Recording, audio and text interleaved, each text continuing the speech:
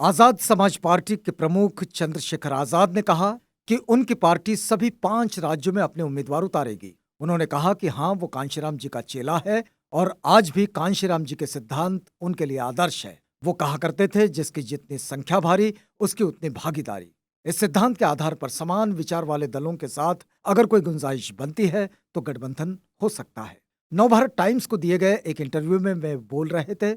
AIMIM प्रमुख barrister Asaduddin Owaisi की party के साथ गठबंधन पर उन्होंने कहा कि ओवैसी साहब से उनकी जो मुलाकात हुई वह कोई टेबल टॉक नहीं थी। वह एक टीवी कार्यक्रम में हिस्सा लेने आए थे और उन्हें भी उस कार्यक्रम में बुलाया गया था। इस तरह की मुलाकात तो तमाम नेताओं के साथ हुआ करती है। रही बात गठबंधन की, तो उन्होंने पहले ही कहा कि वो जिस नजरिए के साथ समाज के वंचित तबके की लड़ाई लड़ रहे हैं, उसके दायरे में अगर न्यूनतम साझा कार्यक्रम के साथ समान विचार वाले दलों के गठबंधन की कोई गुंजाइश बनती है तो गठबंधन हो सकता है।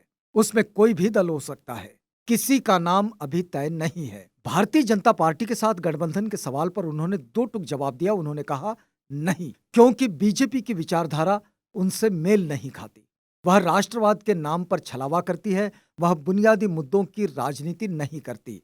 वो अभी यूपी गए थे, वहां 69,000 शिक्षकों की भर्ती में 20,000 पद जो पिछड़ा वर्ग और एससी वर्ग के थे, उसे वहां की बीजेपी सरकार ने छल लिया है।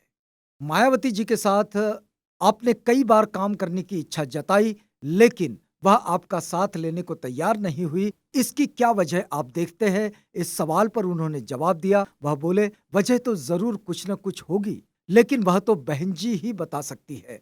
जहां तक उनका सवाल है, बहन जी उनके लिए सम्मानित है, थी और रहेगी। वे उनके नेतृत्व में काम कर चुके हैं।